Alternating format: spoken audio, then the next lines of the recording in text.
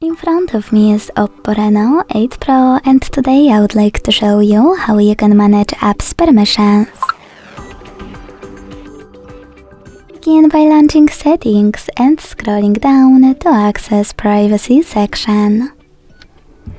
Then tap on Permission Manager under Permissions and tap on any feature you want to manage, like camera.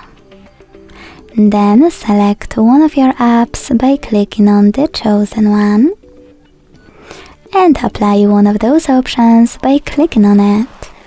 Allow only while using the app, ask every time, or don't allow. I want to pick the first one, so when I tap and go back, as you can see, Chrome app just gained access to my device's camera if I'm using it. But you can always select any feature, tap on an app that you are interested in and scroll all the way down to tap on See All Permissions. Then manage all of those only for chosen app the same way. Thanks so much for watching. If you enjoyed this video, leave a like, comment and subscribe. Bye!